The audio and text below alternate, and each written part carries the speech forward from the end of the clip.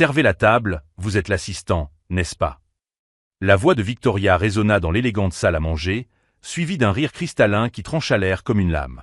Elle était assise en bout de table, devant une table en chêne massif, et me faisait signe de la main avec ses ongles parfaitement vernis de rouge sang. Les autres invités cessèrent de parler. Le silence pesa dans la pièce, tandis que tous les regards se tournèrent vers moi. Je portais un simple polo bleu et un jean, et je tenais un plateau avec des amuse-gueules que j'avais préparés dans la cuisine. Mon apparence sans prétention contrastait brutalement avec les costumes et les robes de marque qui ornaient cette table. Je m'appelle David et, à 38 ans, je viens d'être pris pour un domestique dans ma propre maison. La propriété de 8 millions de dollars où Victoria était assise, savourant le vin à 1000 dollars que j'avais personnellement choisi, se moquant de l'homme qui avait payé chaque centime de ses meubles importés d'Italie. David n'est pas un employé, Victoria, murmura mon frère Michael, mal à l'aise, en tripotant sa serviette en lin entre ses doigts. C'est mon petit frère, tu te souviens? Victoria s'interrompit, le verre de vin à mi-chemin de ses lèvres. Ton frère. Elle m'examina à nouveau, cette fois avec moins de dédain et plus de confusion. Mais il servait les amuse-bouches comme un hôte, complétai-je calmement en posant le plateau sur la table d'appoint. C'est ma maison, Victoria. J'aime m'occuper personnellement de mes invités. Son expression changea instantanément. Son sourire arrogant vacilla, remplacé par quelque chose qui ressemblait à de l'embarras mêlé d'incrédulité. Votre maison? Répéta-t-elle, comme si ces mots étaient dans une langue étrangère. Michael avait épousé Victoria 6 mois auparavant. C'était notre première réunion familiale depuis le mariage, et j'avais ouvert ma résidence dans le Connecticut pour les accueillir, ainsi que ses parents et quelques amis proches. 15 personnes étaient assises autour de la table que j'avais fait faire sur mesure 3 ans auparavant. Oui, ma maison, ai-je confirmé, en servant le vin aux autres invités avec le même naturel que d'habitude. J'ai acheté ce terrain en 2019 et j'ai construit la maison à partir de zéro. Chaque brique, chaque détail du paysage. Ce que Victoria ignorait, ce qu'aucun d'entre eux ne savait vraiment, c'est que j'avais discrètement bâti un empire technologique au cours de la dernière décennie. Alors que Michael avait suivi le chemin traditionnel, université, MBA, travail en entreprise, j'avais créé 3 entreprises de logiciels qui valaient désormais collectivement 240 millions de dollars. Victoria déglutit. Je ne savais pas. Michael n'a jamais mentionné que vous. Que j'ai quoi? Demandai-je, en gardant un ton amical tout en finissant de servir le vin. Que j'ai réussi. Que j'ai construit quelque chose d'important. Ou simplement que je n'ai pas besoin de porter un costume Armani pour prouver ma valeur. Son embarras était désormais palpable. Les autres invités jetaient des regards tour à tour vers nous, sentant la tension monter comme un orage qui se prépare. Michael semblait vouloir se cacher sous la table. Je souris gentiment. Ne vous inquiétez pas, Victoria. C'est une erreur compréhensible. Beaucoup de gens jugent les autres sur leur apparence plutôt que sur leur caractère. Mais tandis que je gardais ce sourire cordial, mon esprit était déjà en ébullition. Victoria avait révélé quelque chose de fondamental sur sa personnalité dès les premières minutes. Et si vous aimez cette histoire sur les apparences trompeuses, n'oubliez pas de vous abonner à la chaîne pour découvrir comment cette soirée apparemment embarrassante allait devenir le début d'une leçon que Victoria n'oublierait jamais. Car ce qu'elle ne réalisait pas, alors qu'elle essayait de se remettre de cette gaffe sociale, c'est que j'observais déjà chacune de ses réactions, cataloguant chacun de ses mots. Et certaines leçons sur le respect et l'humilité doivent être enseignées de la manière la plus mémorable possible. Victoria a tenté de se ressaisir rapidement, mais le mal était fait. Elle a esquissé un sourire crispé et a murmuré quelque chose à propos des malentendus, avant de reporter son attention sur le vin, comme si cette bouteille à 1000 dollars était la chose la plus fascinante au monde. Mais je la connaissais depuis 6 mois, suffisamment pour reconnaître les signes. Victoria Manning, désormais Victoria Manning Thompson après son mariage avec Michael, était le genre de personne qui classait les gens en 2 catégories, utiles ou insignifiants. Et pendant tout ce temps, elle m'avait fermement classé dans la 2e catégorie. David a toujours été plus discret que le reste de la famille, dit Michael, essayant d'apaiser la gêne. Il préfère rester discret, même après tout le succès qu'il a rencontré. Victoria acquiesça machinalement, mais je pouvais voir ses rouages mentaux fonctionner. Elle essayait de recalculer ma position dans sa hiérarchie sociale, réorganisant des compartiments qu'elle avait considérés comme définitifs. « Quel genre de travail faites-vous exactement » demanda-t-elle, sa voix empreinte de cette politesse forcée que les gens comme elle utilisent lorsqu'ils découvrent qu'ils ont sous-estimé quelqu'un. « Développement de logiciels » répondis-je simplement, en servant l'entrée, un carpaccio de saumon que j'avais préparé moi-même. 3 entreprises au cours de la dernière décennie. 2 vendues, une toujours en activité. Ce que je n'ai pas mentionné, c'est que la première entreprise avait été vendue à Google pour 85 millions de dollars en 2017. La deuxième, une plateforme d'intelligence artificielle pour l'analyse financière, a été rachetée par Goldman Sachs pour 140 millions 2 ans plus tard. Et la troisième, que je dirigeais toujours, était évaluée à 15 millions et connaissait une croissance de 20% par trimestre. Victoria déglutit. C'est impressionnant. Michael ne m'a jamais donné de détails sur son travail. Michael se tortilla inconfortablement sur sa chaise. En vérité, il ne connaissait pas exactement l'étendue de ma réussite financière. Notre famille n'avait jamais eu l'habitude de parler ouvertement d'argent, et je préférais que cela reste ainsi. Mais Victoria avait la fâcheuse habitude de soutirer des informations sur la fortune de toute nouvelle personne qu'elle rencontrait. Lors de leur dîner de fiançailles, elle avait passé 20 minutes à interroger notre cousin Robert sur sa nouvelle clinique vétérinaire, calculant mentalement combien il gagnait par an. Lorsqu'elle avait découvert qu'il était en phase de démarrage et qu'il remboursait encore ses prêts étudiants, elle l'avait pratiquement ignoré pendant le reste de la soirée. David a toujours été modeste, a déclaré mon père de l'autre côté de la table. Même lorsqu'il a remporté ce prix d'innovation technologique du MIT. Il n'en a pratiquement pas parlé. Victoria a failli s'étouffer avec son vin. Le prix du MIT. C'était il y a 3 ans, ai-je expliqué avec désinvolture. Une reconnaissance pour le développement d'algorithmes appliqués à la médecine préventive. Rien d'extraordinaire. En réalité, c'était quelque chose d'important. L'algorithme que j'avais développé permettait de prédire les crises cardiaques avec une précision de 92%, en utilisant uniquement les données de base des montres connectées. Cette technologie était désormais utilisée dans des hôpitaux de 17 pays et avait sauvé plus de 2000 vies documentées. Mais Victoria n'avait pas besoin de le savoir. Pas encore. Intéressant, murmura-t-elle, réévaluant clairement chaque interaction que nous avions eue depuis qu'elle avait épousé Michael. Chaque fois qu'elle m'avait traité comme un petit frère insignifiant, chaque fois qu'elle avait fait des commentaires condescendants sur ma phase artistique, c'est ainsi qu'elle avait qualifié mon travail avant de découvrir ce que je faisais réellement. Le dîner se poursuivit, mais la dynamique avait complètement changé. Victoria essayait désormais de s'immiscer dans des conversations sur la technologie dont elle ne comprenait manifestement rien, posant des questions qui démontraient son ignorance du secteur. C'était gênant à regarder. « Donc tu travailles dans l'informatique », dit-elle pendant le dessert, comme si elle faisait une remarque profonde. « Entre autres choses », répondis-je diplomatiquement. Michael semblait de plus en plus mal à l'aise. Il connaissait suffisamment bien Victoria pour savoir qu'elle était en train de passer en mode impressionné à tout prix, ce qui se terminait généralement par des situations embarrassantes. Victoria travaille dans le marketing de luxe, a déclaré Michael, essayant de rediriger la conversation. Elle représente certaines marques européennes très exclusives. C'est intéressant, ai-je commenté sincèrement. Le marketing était un domaine que je respectais, surtout lorsqu'il était bien exécuté. Victoria s'est instantanément animée. Oui, je travaille principalement avec des marques qui valorisent l'exclusivité et une clientèle sophistiquée. Les sacs à main Marchetti, les bijoux Belmont, le complexe hôtelier Célestial à Santorin. Elle a énuméré ces noms avec la même révérence que quelqu'un qui réciterait des textes sacrés.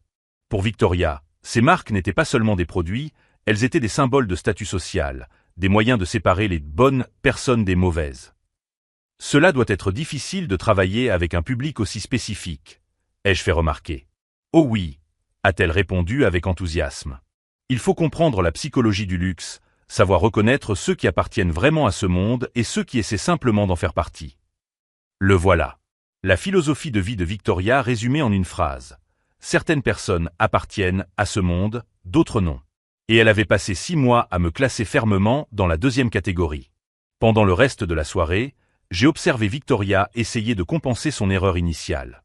Elle m'a posé des questions sur ma maison, a complimenté la décoration, a même fait un commentaire sur mon bon goût en matière de vin. Tout cela était calculé pour regagner le terrain perdu. Mais je cataloguais chaque comportement, chaque micro-expression, chaque mot soigneusement choisi. Victoria révélait quelque chose de fondamental sur son caractère. Elle ne respectait les gens qu'en fonction de leurs valeurs perçues à ses yeux.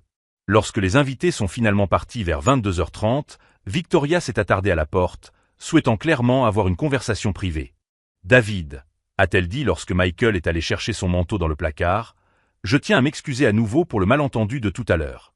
Les premières impressions peuvent parfois être trompeuses. » En effet, ai-je acquiescé, en conservant un ton cordial. « Peut-être pourrions-nous mieux nous connaître », a-t-elle poursuivi. « Michael parle toujours de vous en bien, mais nous n'avons jamais eu l'occasion de vraiment discuter. Si vous suivez cette histoire de premières impressions et de découvertes inattendues, ne manquez pas les prochains chapitres et abonnez-vous à la chaîne pour voir comment cette soirée apparemment simple allait se transformer en quelque chose de beaucoup plus complexe. Car tandis que Victoria tentait d'atténuer sa gaffe sociale, j'avais déjà autre chose en tête. Elle avait révélé sa vraie nature dès les 15 premières minutes, et cette révélation m'avait amené à me demander combien d'autres personnes elle avait jugées et rejetées au fil des ans. Et peut-être était-il temps que quelqu'un lui donne une leçon d'humilité et de respect qu'elle n'oublierait jamais. Au cours des 3 semaines qui ont suivi le dîner, Victoria a transformé sa nouvelle découverte, à mon sujet, en une campagne obsessionnelle de rédemption sociale. Elle a commencé à m'envoyer des messages quotidiens sur WhatsApp, de longs textes sur les opportunités de réseautage, des invitations à des événements exclusifs et des suggestions de collaboration stratégique entre nos domaines de travail. Son changement de comportement était si radical qu'il en devenait gênant. Lors de la fête d'anniversaire de notre cousine Sarah, une semaine après le dîner, Victoria a passé toute la soirée à me suivre comme un petit chien avide d'attention. « David, tu dois rencontrer Margaret Rothschild », m'a-t-elle dit en me tirant par la manche de ma chemise vers une femme élégante près du bar. Margaret est conservatrice au Metropolitan Museum. Margaret, voici David Thompson, le génie de la technologie dont je te parlais. Margaret a souri poliment, mais je pouvais voir la confusion dans ses yeux.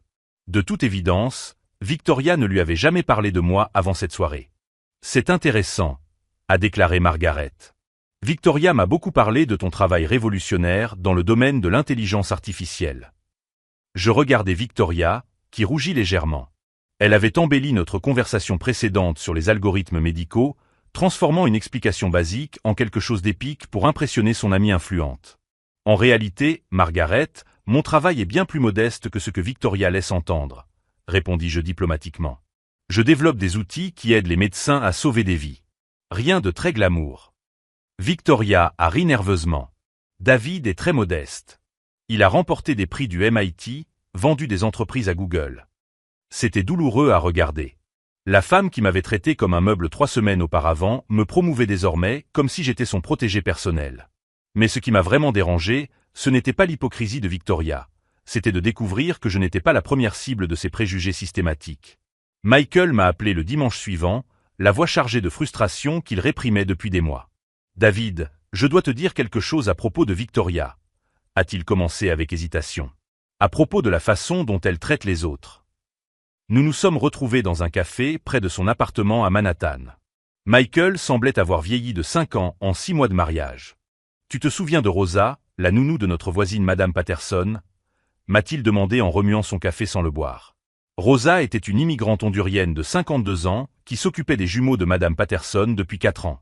Une femme gentille qui saluait toujours tout le monde dans l'immeuble avec un sourire sincère. Victoria la traite comme si elle était invisible, a poursuivi Michael. Pire que ça, elle s'énerve quand Rosa prend le même ascenseur que nous. La semaine dernière, elle a suggéré à Madame Patterson de mieux former son employé aux règles de bienséance résidentielle. Mon estomac s'est noué. Qu'a-t-elle dit exactement? Que les personnes de la classe servile devraient utiliser les ascenseurs de service en dehors des heures de pointe afin de ne pas déranger les résidents principaux. Michael fit des guillemets dans les airs, la voix pleine de dégoût. Quand j'ai dit que Rosa payait les mêmes frais de copropriété que nous par l'intermédiaire de Madame Patterson, Victoria a ri et m'a dit que j'étais adorablement naïf au sujet des hiérarchies sociales. Chaque mot était comme un coup de poing dans l'estomac. Victoria ne m'avait pas confondu avec un employé par accident. Elle croyait vraiment que certaines personnes n'avaient pas leur place dans les mêmes espaces qu'elle. Il y a plus, a poursuivi Michael, visiblement soulagé de pouvoir enfin partager le poids de ses observations. Tu te souviens de Jérémy, le fils de notre tante Carole? Ce garçon de 16 ans qui travaille à temps partiel au supermarché pour aider à payer ses frais de scolarité? J'ai acquiescé. Jérémy était un garçon brillant, en 3e année de lycée, bénéficiant d'une bourse d'études complète dans la prépa la plus compétitive du Connecticut. Victoria a appris qu'il travaillait comme emballeur et a commencé à le traiter différemment lors des réunions de famille. Elle cesse de parler lorsqu'il s'approche, comme si sa présence rabaissait la conversation. Lors de la dernière fête de tante Carole, elle a chuchoté aux autres qu'il était inconfortable de mélanger différentes classes sociales lors d'événements familiaux. La colère m'a envahi comme de l'acide. Jérémy était plus intelligent que la plupart des adultes de la famille, avec des notes qui lui garantissaient l'entrée dans n'importe quelle université de l'Ivy League. Mais pour Victoria, le fait qu'ils doivent travailler pour aider sa famille le plaçait dans une catégorie inférieure. Et le pire, dit Michael d'une voix presque inaudible, c'est que je les laissais faire. Je reste silencieux alors que je devrais les défendre. Je me sens comme un lâche. Au cours des 2 heures qui suivirent, Michael me raconta 12 autres incidents similaires. Le concierge de l'immeuble que Victoria traitait comme s'il était sourd et muet. La serveuse brésilienne de notre restaurant préféré que Victoria critiquait toujours pour son anglais imparfait, même si cette femme parlait couramment 4 langues. Le technicien informatique que Victoria avait insulté parce qu'il ne comprenait pas qu'il se trouvait dans une résidence haut de gamme. Chaque histoire révélait un schéma systématique de mépris envers les personnes que Victoria considérait comme inférieures à elle dans la hiérarchie sociale imaginaire qu'elle s'était construite. « Pourquoi ne m'en avez-vous pas parlé avant ?» ai-je demandé. Michael a poussé un profond soupir. Parce que j'avais honte. Et parce que, honnêtement, je pensais qu'elle changerait après notre mariage. Que ce n'était que de la nervosité sociale ou quelque chose comme ça. Et maintenant, je vois que c'est sa personnalité fondamentale. Et je commence à me demander quel genre de personne cela fait de moi de rester marié avec elle. Je suis rentré chez moi ce soir-là, l'esprit en ébullition. Victoria n'était pas seulement une personne ayant des préjugés occasionnels, elle était quelqu'un qui nuisait activement aux autres en fonction de sa perception de leur statut social. Je me suis assis dans mon bureau à domicile et j'ai commencé à prendre des notes. Pas sur la vengeance ou la représaille, mais sur la responsabilité. Victoria utilisait la position sociale de notre famille comme un bouclier pour justifier son comportement toxique. Elle se sentait protégée par notre acceptation passive de ses attitudes. C'est à ce moment-là que j'ai pris une décision fondamentale. Victoria devait comprendre que ses actions avaient des conséquences. Pas par l'humiliation publique ou la cruauté, cela m'aurait mise à son niveau. Mais par une leçon d'empathie et de respect qu'elle n'oublierait jamais. J'ai ouvert mon ordinateur portable et j'ai commencé à faire des recherches. Victoria Manning, désormais Victoria Manning Thompson, avait une longue histoire numérique.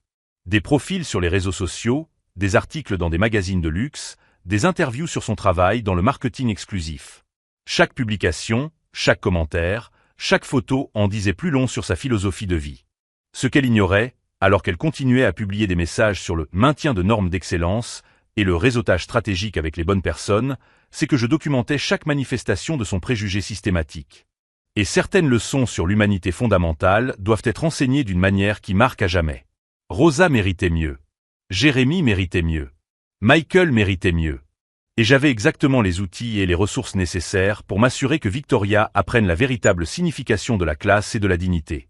Car pendant qu'elle dormait paisiblement, convaincue de sa supériorité sociale, je reliais des points qui révéleraient qu'il n'appartenait vraiment pas à ce monde de respect mutuel et de décence humaine que notre famille avait construit au fil des générations. Au cours des 2 semaines suivantes, je suis passé d'un rôle d'observateur passif à celui d'enquêteur actif. Ma formation en analyse de données et en algorithme m'avait appris à reconnaître des schémas là où d'autres ne voyaient que des coïncidences aléatoires. Victoria était sur le point de découvrir que ses préjugés systématiques laissaient des traces numériques bien plus profondes qu'elle ne l'imaginait. J'ai commencé par les bases, les réseaux sociaux. Victoria entretenait des profils soigneusement entretenus sur Instagram, LinkedIn et Facebook, chacun étant conçu pour renforcer son image des expertes en luxe et en exclusivité. Mais parmi les publications sur des événements glamour des clients influents, il y avait des indices révélateurs de sa véritable personnalité. Sur une photo du dernier réveillon du Nouvel An dans les Hantons, elle n'avait tagué que 15 des 23 personnes visibles sur l'image. Les 8 autres étaient clairement des employés. Barman, agent de sécurité, personnel de restauration. Dans la description, elle avait écrit « Nous célébrons avec les personnes qui comptent vraiment dans notre vie ». Un commentaire qu'elle avait laissé sur une publication d'une amie concernant la diversité dans l'entreprise disait « Je suis tout à fait d'accord. Mais il est important de maintenir des normes de qualité en même temps. Tout le monde ne s'intègre pas dans tous les environnements. » Chaque publication révélait davantage de nuances dans la philosophie sociale de Victoria. Elle n'était pas ouvertement raciste ou classiste, elle était bien trop intelligente pour cela. Elle utilisait plutôt un langage codé sur les normes, l'adéquation culturelle et les environnements appropriés. Mais ce sont les groupes Facebook privés qui ont fourni les informations les plus accablantes. En utilisant des techniques légales d'enquête numérique que j'avais apprises pour protéger mes propres entreprises contre la fraude, j'ai découvert que Victoria participait à 3 groupes exclusifs réservés aux professionnels du marketing de luxe. Des groupes où des personnes comme elle discutaient de stratégies pour préserver l'exclusivité de la marque et filtrer la clientèle inappropriée. Ces commentaires dans ces groupes étaient terrifiants. Je travaille avec des hôtels 5 étoiles et je conseille toujours de dissuader subtilement les clients qui ne correspondent pas au profil souhaité. Ce n'est pas de la discrimination, c'est de la curation d'expérience. Le problème avec certains nouveaux riches, c'est qu'ils ont de l'argent mais pas de classe. Nous devons les éduquer sur les codes sociaux implicites. Quand quelqu'un arrive à un événement vêtu de vêtements bon marché ou avec un accent régional très prononcé, je crée des conversations qui les orientent naturellement vers des cercles plus compatibles. Ils se sentent plus à l'aise entre pairs. Chaque commentaire a été documenté et capturé dans des captures d'écran datées. Victoria était en train de construire sa propre ruine numérique, un mot préjugé à la fois. Mais j'avais besoin de quelque chose de plus concret. Quelque chose qui montre l'impact réel de ses attitudes sur la vie des gens. C'est alors que j'ai décidé de mettre en place ma propre expérience sociale. J'ai créé 2 profils fictifs sur LinkedIn. Le premier, Alessandro Marchetti, prétendument héritier d'une famille italienne de joailliers, nouvellement arrivé aux États-Unis pour développer l'entreprise familiale. Photos professionnelles, biographie sophistiquée, connexions stratégiques via des profils que je contrôlais. Le second, Marcus Santos, immigrant brésilien récemment diplômé d'un MBA, à la recherche d'opportunités dans le marketing. Même intelligence, même expérience éducative, mais sans le pédigré familial et l'aura de richesse héréditaire. Tous 2 ont envoyé des messages identiques à Victoria, expliquant leur intérêt pour son travail et demandant un bref entretien afin de mieux comprendre le marché américain du luxe. La réponse à Alessandro est arrivée en 47 minutes. Ce serait un plaisir de discuter avec quelqu'un de votre profil. Que diriez-vous d'un dîner au Le Bernardin jeudi prochain?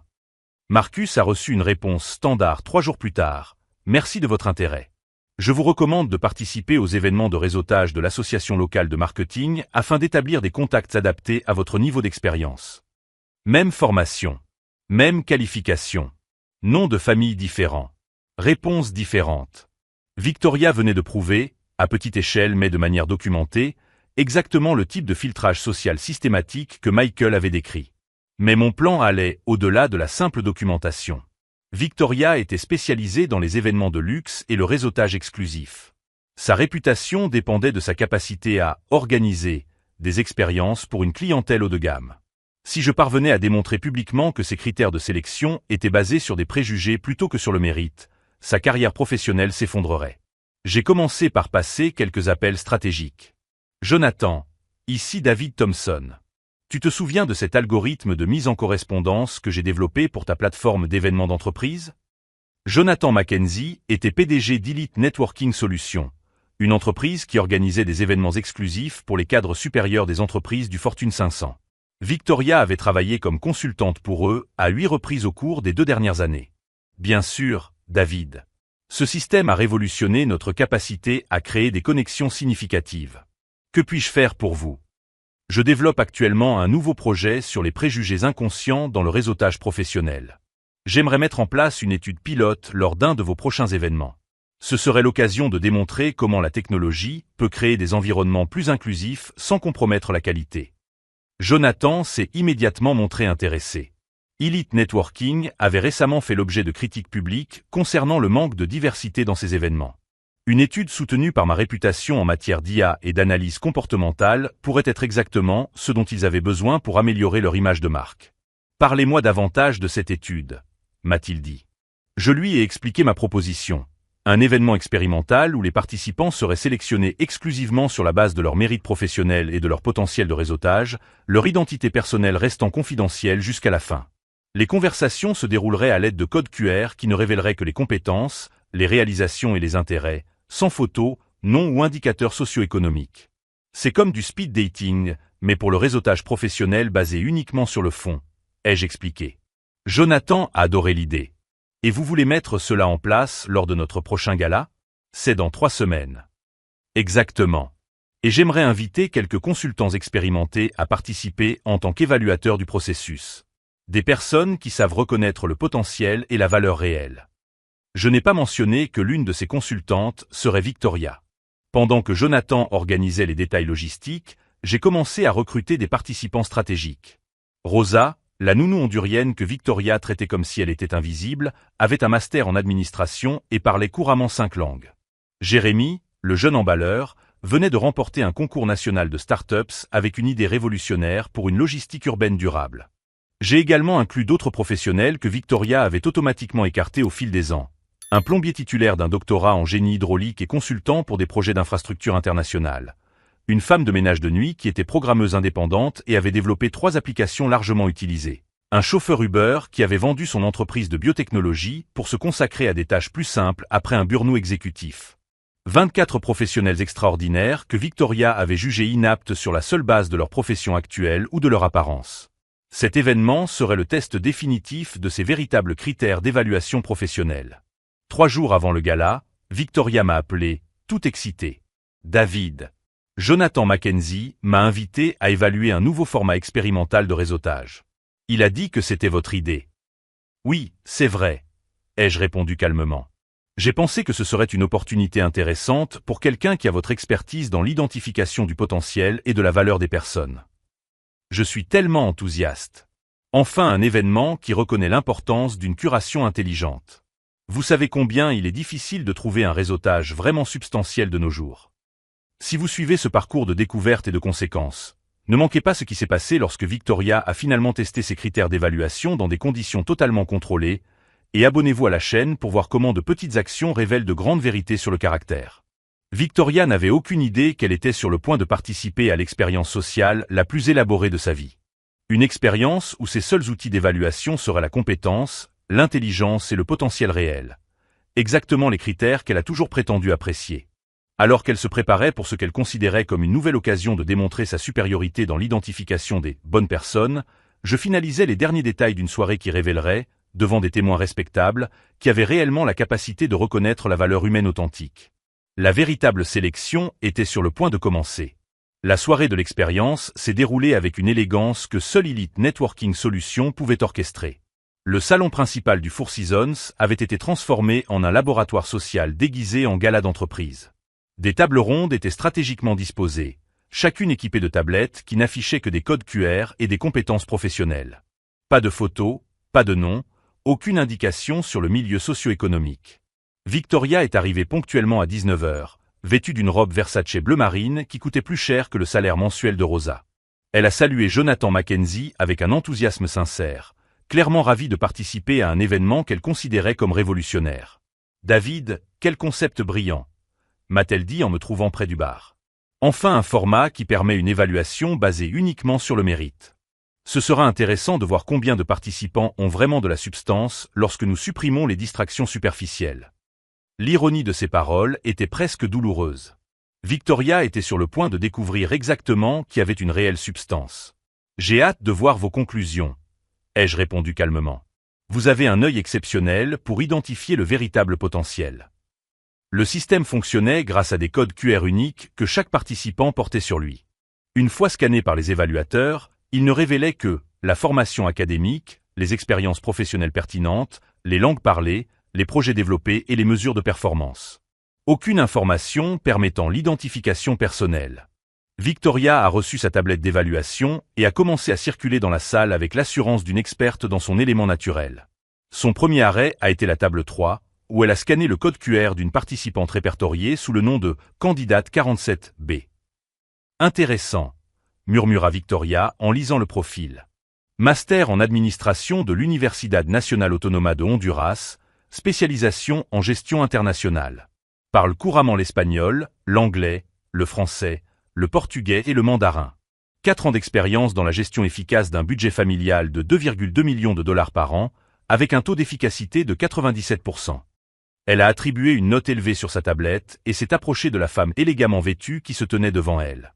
Pendant 15 minutes, elles ont eu une conversation sophistiquée sur la gestion financière internationale et les stratégies d'optimisation des ressources. Vous avez certainement le profil pour le conseil stratégique de haut niveau, a commenté Victoria à la fin. Les entreprises du Fortune 500 paieraient très cher pour cette combinaison de compétences. La femme sourit gentiment. Merci pour cette évaluation positive. Il est réconfortant de savoir que mes compétences sont appréciées par quelqu'un ayant votre expérience. Victoria passa aux participants, candidat 23 à 16 ans, développeur d'une start-up primée au niveau national, projet de logistique durable susceptible d'avoir un impact sur 50 millions de personnes, puis documenté de 143. Impressionnant pour quelqu'un d'aussi jeune, dit Victoria, visiblement enthousiaste. Parlez-moi de votre vision de l'évolutivité urbaine. Pendant 20 minutes, elle discuta intensément avec le jeune homme des algorithmes d'optimisation et de la durabilité environnementale, prenant des notes enthousiastes sur son potentiel exceptionnel pour un futur leadership. Table après table, Victoria évalua des participants aux compétences extraordinaires. Un ingénieur hydraulicien titulaire d'un doctorat qui avait conçu des systèmes d'approvisionnement en eau pour 5 pays africains. Une programmeuse qui avait développé 3 applications utilisées par plus de 10 millions de personnes. Un ancien PDG d'une entreprise de biotechnologie qui avait vendu sa société pour se consacrer à des projets à impact social. Chaque conversation durait entre 15 et 20 minutes. Chaque évaluation était systématiquement élevée. Victoria était sincèrement impressionnée par le calibre exceptionnel des participants sélectionnés pour cet événement expérimental. À 21h, Jonathan Mackenzie est monté sur scène pour la révélation finale. Mesdames et messieurs, nous arrivons au moment le plus important de la soirée. Nos évaluateurs ont passé les 2 dernières heures à discuter avec 24 professionnels extraordinaires, en basant leurs impressions exclusivement sur la compétence et le mérite. Victoria était radieuse, clairement fière de sa participation à ce qu'elle considérait comme une expérience réussie. Maintenant, a poursuivi Jonathan, nous allons révéler la véritable identité des participants et découvrir si nos préjugés inconscients influencent réellement nos évaluations professionnelles. Un écran géant est descendu derrière la scène. La première photo est apparue, candidate 47B. Rosa Hernandez, nounou et gestionnaire domestique depuis 4 ans. Titulaire d'une maîtrise en administration et spécialiste en gestion financière internationale. Victoria se figea. Sa bouche s'entr'ouvrit lorsqu'elle reconnut Rosa, la femme qu'elle avait traitée comme invisible dans l'ascenseur de l'immeuble de Michael. La même femme à qui elle avait suggéré d'utiliser les ascenseurs de service pour ne pas déranger les résidents principaux. Deuxième photo, candidate 23A. Jeremy Thompson, élève de 3e année du secondaire et emballeur à temps partiel dans un supermarché. Vainqueur du concours national des startups et développeur du projet de logistique urbaine durable le plus prometteur de l'année. Le visage de Victoria perdit toute couleur. Jérémy était le garçon qu'elle avait systématiquement exclu des conversations familiales parce qu'il travaillait dans un supermarché. Une par une, les identités furent révélées. Le plombier ingénieur hydraulique. La femme de ménage programmatrice. Le chauffeur Uber ancien PDG d'une entreprise de biotechnologie. Chaque personne que Victoria avait évaluée positivement comme ayant un potentiel exceptionnel était quelqu'un qu'elle avait méprisé, ignoré ou activement dénigré au cours des derniers mois. Le silence dans la salle était assourdissant. Tous les regards se tournèrent vers les évaluateurs, en particulier Victoria, dont les évaluations avaient été systématiquement élevées pour des personnes qu'elle jugeait inadaptées à des environnements sophistiqués. Jonathan la regarda droit dans les yeux. Madame Victoria, vous avez classé la candidate 47B comme profil exceptionnel pour le conseil stratégique de haut niveau. Maintenez-vous cette évaluation maintenant que vous connaissez son identité? Victoria tremblait visiblement. Elle regarda Rosa, qui l'observait avec une dignité sereine. Puis Jérémy, qui arborait la même expression intelligente qu'elle avait louée quelques minutes auparavant. Elle regarda chaque personne qu'elle avait jugée inadaptée sur la seule base de son apparence ou de sa profession actuelle. Je ne comprends pas, balbutia-t-elle. C'est une blague. C'est alors que je me suis levé de la table où j'avais observé tout cela en silence. Ce n'est pas un piège, Victoria. C'est un miroir. La compréhension traversa son visage par vagues. D'abord la surprise, puis la confusion, suivie de l'incrédulité et, enfin, ce rare moment de clarté absolue où elle comprit non seulement qu'elle avait été testée, mais aussi comment et pourquoi. David, vous avez orchestré tout ça. Je l'ai documenté, ai-je corrigé calmement. Vous avez orchestré vos propres évaluations. Pendant 2 heures, vous avez discuté avec des personnes extraordinaires et reconnu leurs compétences exceptionnelles. La seule différence entre ce soir et les 6 derniers mois, c'est que ce soir, vous ne pouviez pas les voir. La salle était plongée dans un silence absolu. Victoria regarda autour d'elle, cherchant des visages sympathiques, mais ne trouvant que des expressions de malaise et de jugement. Ce sont les mêmes personnes que vous avez décrites comme inadaptées aux environnements sophistiqués, ai-je poursuivi. Rosa, que vous avez suggéré d'utiliser les ascenseurs de service. Jérémy, que vous avez exclu des conversations familiales. Chaque personne ici est quelqu'un que vous avez jugé inférieur sur la base de critères qui n'ont rien à voir avec le caractère, l'intelligence ou la valeur humaine. Victoria a essayé de parler, mais aucun son n'est sorti. Vous venez de prouver, devant des témoins respectables, que lorsque vous êtes obligé d'évaluer les gens uniquement sur la base de leur mérite, vous reconnaissez l'excellence en chacun d'eux. Mais lorsque vous pouvez les voir, votre capacité de jugement est compromise par des préjugés que vous considérez comme des normes de qualité. Rosa s'est approchée de nous. Mademoiselle Victoria, a-t-elle dit d'une voix douce mais ferme, vous m'avez évalué comme ayant un potentiel pour le conseil stratégique de haut niveau. Je suis la même personne que vous traitez comme si elle était invisible dans l'ascenseur. Jérémy les rejoignit. Et je suis le même garçon que vous avez dit rabaisser les conversations familiales. Apparemment, mon intelligence n'est visible que lorsque je ne porte pas mon uniforme de supermarché. Victoria était complètement paralysée, son monde de hiérarchie sociale soigneusement construite s'effondrant en temps réel. Alors qu'elle cherchait frénétiquement une issue, une explication, n'importe quoi qui puisse minimiser l'ampleur de son exposition, je suis resté parfaitement immobile. Car ce n'était pas seulement sa position actuelle qui était compromise, ni seulement sa réputation professionnelle. C'était chaque relation, chaque connexion, chaque réseau de soutien qu'elle avait construit en partant du principe que certaines personnes appartiennent et d'autres non. Et maintenant, devant 200 personnes influentes de New York, Victoria avait découvert que la seule personne qui n'appartenait vraiment pas à un environnement de respect mutuel et de dignité humaine était elle-même. Au cours des 5 minutes qui suivirent, j'observais Victoria tenter de se ressaisir devant 200 personnes qui la voyaient désormais telle qu'elle était réellement. Une personne qui jugeait la valeur humaine sur la base des apparences et du statut social. Ces tentatives d'explication ne faisaient que creuser davantage le trou qu'elle s'était elle-même creusé. C'était de la manipulation, parvint-elle à articuler, la voix tremblante. Vous m'avez délibérément trompé. Rosa s'avança, conservant son impeccable dignité. Mademoiselle Victoria, personne ne vous a manipulé. Vous avez évalué nos compétences sur la base du mérite pur. La seule différence, c'est que cette fois, vous ne pouviez pas nous voir. Jérémy acquiesça respectueusement. Mon intelligence n'a pas changé entre ce soir et les fêtes de famille où vous m'ignorez. La seule chose qui a changé, c'est votre capacité à me juger sur les vêtements que je porte. Victoria regarda désespérément autour d'elle, à la recherche d'alliés, mais les visages présents reflétaient le malaise et le jugement. Les hommes d'affaires qu'elle avait courtisés pendant des années chuchotaient maintenant entre eux, réévaluant chaque interaction qu'ils avaient eue avec elle. Margaret Rothschild, conservatrice du Metropolitan Museum, a été la première à prendre la parole publiquement. Victoria, j'ai travaillé avec vous sur cet événement au cours des 3 dernières années. Si c'est vraiment votre façon d'évaluer les gens, je dois reconsidérer notre partenariat. Une à une, d'autres voix se sont jointes à elle. Des clients remettaient en question les critères de sélection pour les événements passés. Des collègues se souvenaient de comportements similaires qui prenaient désormais tout leur sens sous un nouvel angle. Jonathan Mackenzie est remonté sur scène. L'objectif de cette soirée était de montrer comment les préjugés inconscients affectent le réseautage professionnel. Les résultats ont été plus révélateurs que prévu. Victoria a tenté une nouvelle fois de s'expliquer, mais sa voix était brisée. Je ne suis pas préjugé. Je travaille simplement avec des normes élevées. Quels critères? Demanda gentiment Rosa. D'éducation? J'ai un master. De compétences professionnelles? Je gère des budgets de plusieurs millions. De caractère? C'est vous qui devriez répondre à cette question. Le silence qui suivit fut assourdissant. Michael s'approcha de Victoria, le visage empreint à la fois de honte et de détermination. Victoria, nous devons parler.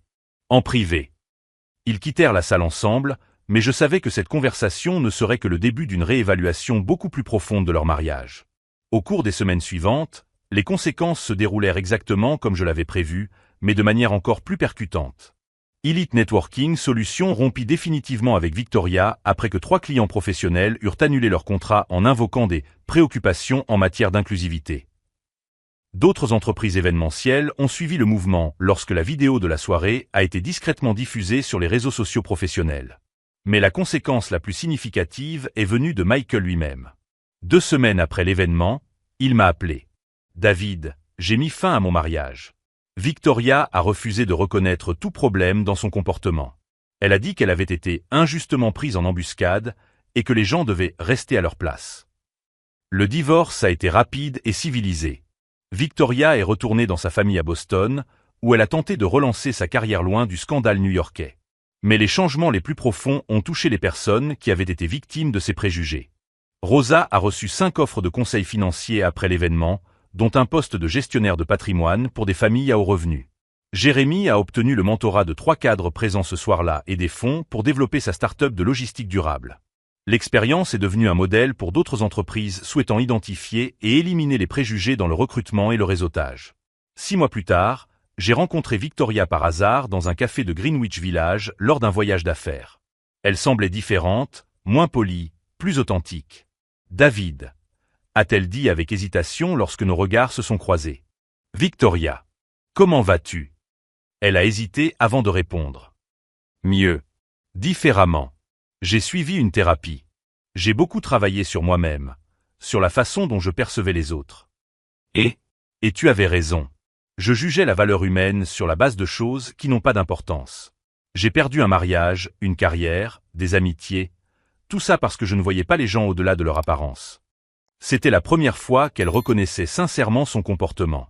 Je travaille maintenant dans la réintégration professionnelle des immigrants à Boston, a-t-elle poursuivi. J'aide des gens comme Rosa à faire reconnaître leurs qualifications sur le marché américain. L'ironie n'a échappé à aucun de nous. Je suis heureux que vous ayez trouvé un sens à votre vie, ai-je répondu sincèrement. Ce que vous avez fait cette nuit-là était humiliant, mais c'était nécessaire. J'avais besoin de voir mon hypocrisie reflétée en moi. Nous nous sommes quittés cordialement. Victoria avait trouvé le moyen de transformer son échec en croissance personnelle. Quant à moi, cette expérience m'a appris quelque chose de fondamental sur le pouvoir et la responsabilité. J'avais suffisamment de ressources et d'influence pour dénoncer les injustices, mais aussi l'obligation d'utiliser ces outils de manière constructive. J'ai créé une fondation dédiée à l'identification des talents sous-estimés et à leur mise en relation avec des opportunités. Rosa est devenue notre première directrice des programmes, Jérémy notre plus jeune consultant en innovation technologique. Michael, libéré de son mariage toxique, est redevenu l'homme empathique que je connaissais. Il travaille désormais avec nous, développant des programmes de mentorat pour les jeunes issus de communautés sous-représentées. L'histoire nous enseigne que les préjugés ne sont pas seulement une faille morale individuelle, mais aussi un gaspillage systémique du potentiel humain. Lorsque nous jugeons les gens sur leur apparence plutôt que sur leur caractère, nous passons à côté de contributions extraordinaires qui pourraient transformer nos communautés. Victoria l'a appris à ses dépens. Mais cette leçon ne s'adressait pas qu'à elle. Si cette histoire sur la reconnaissance de la véritable valeur des personnes vous a touché, n'oubliez pas de vous abonner à la chaîne pour découvrir d'autres récits sur la justice, la transformation et le pouvoir de remettre en question nos propres préjugés. Car en fin de compte, la véritable classe ne réside pas dans ce que nous portons ou dans l'endroit où nous vivons. Elle réside dans la façon dont nous traitons les autres êtres humains, en particulier ceux que nous considérons comme différents de nous. Et c'est une leçon qui vaut plus que toute la fortune que j'ai pu accumuler. I can't pick up High Priestess, by the way, if anyone wants it.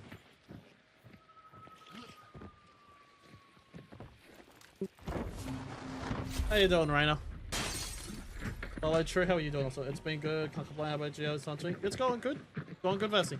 Oh, let's go. Get the boss. I was offered to run someone's already games getting the with one at Ray Swift, and though. Nay, so I was like, well, Should we go to Fort? they offered. So I was like, I'm just gonna skip over Faz tonight because I'm not sure if Faz is gonna crash again. So I'm just skeptical on that. We should check this, my blueprint. Alright, what are we doing? What's the game plan? I don't know. I'm just going.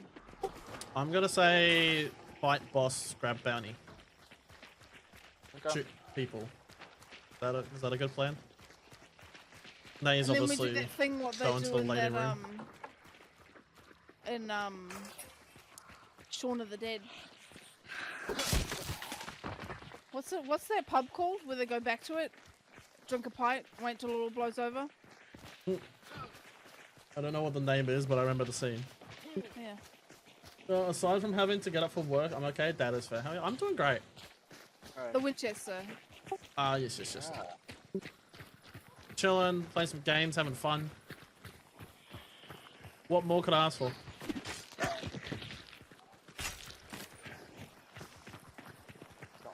Statue. Well, it isn't moving. It's white.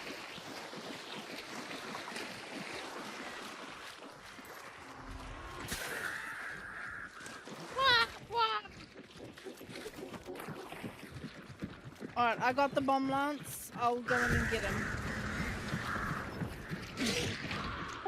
Ladies first. Come here, chicken.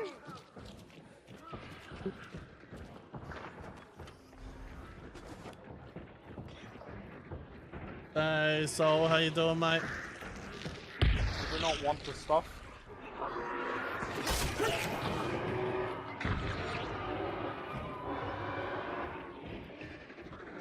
Or what? Hey, Shy Guy, how you doing, mate? He set himself on fire. Okay, we're exploiting him anyway, so it doesn't really matter. Fine, white.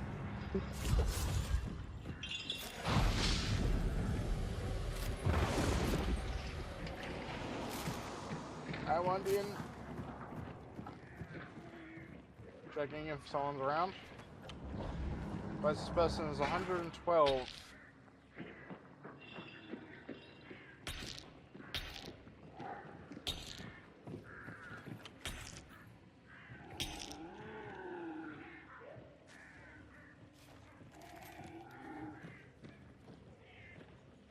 And staying there What are we looking at?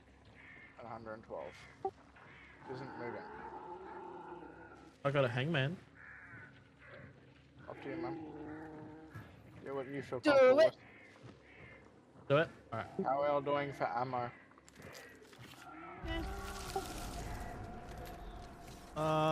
He's in tower.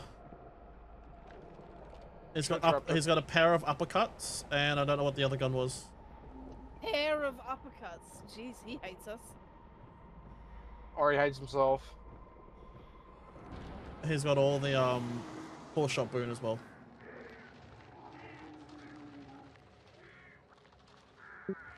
Fuck are these crows?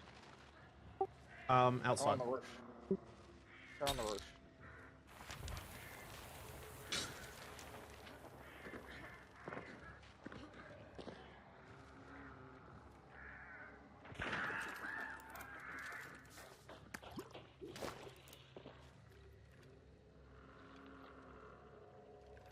Back, did you win? No, we died.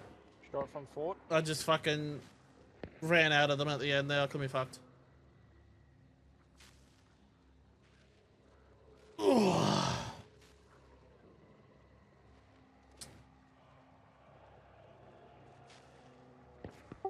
The hell's the weather?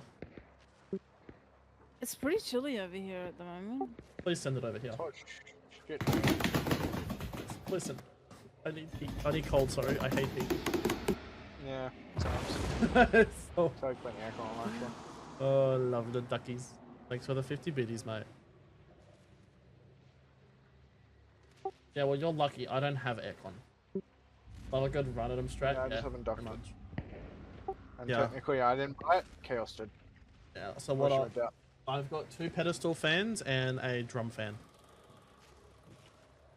Ain't I I just have lucky? New Zealand weather. Yeah, can we switch? No, I don't want to be in Australia.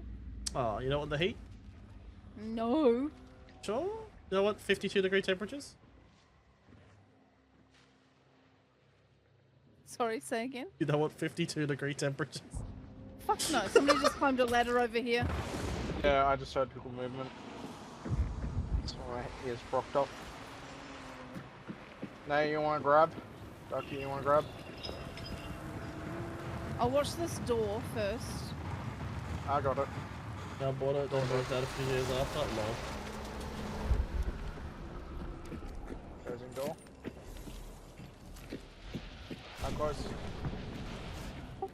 The only person's 112 still. I can't see cool. anyone else. We could push to Thought if I want to. Let's do it. Also 150, by the way, and not 75.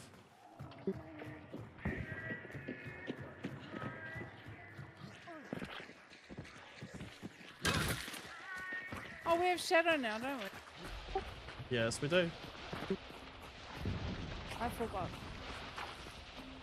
Did you forget, or you just like killing things? I forgot. Thanks for the like, Vassy. Ducky just likes killing things, so. Yeah, I can have shadow. Like, I can have a permanent shadow. I'll still just run around and kill grunts. It's fun.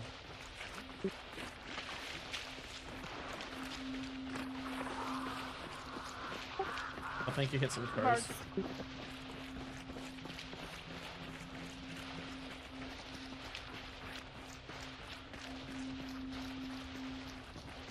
Just 170. Good. We white. Okay. What shows on witness?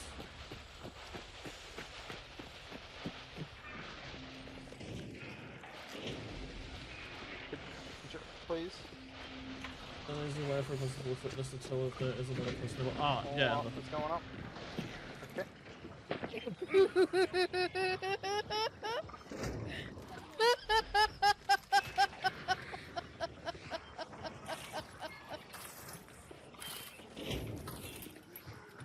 That was so unintentional, but so funny. That was just so mean. That's so sorry. No, We got Nays. people in 75 Nay stole the lift and Grey dropped. down that way.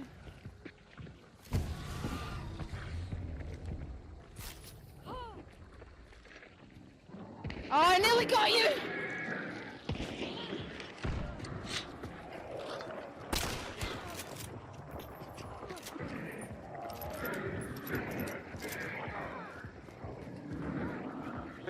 Could you please no? Side his ass running wild. Shit, oh shit, oh shit, oh shit. They could deal with the fire.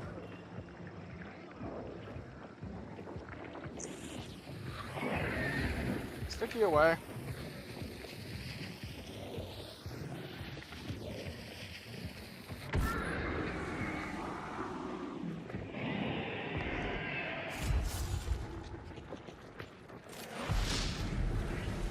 But there we go.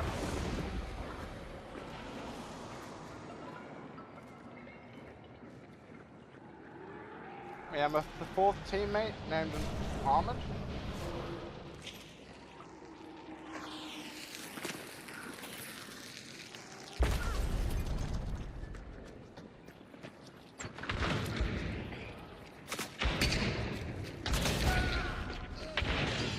Okay, then.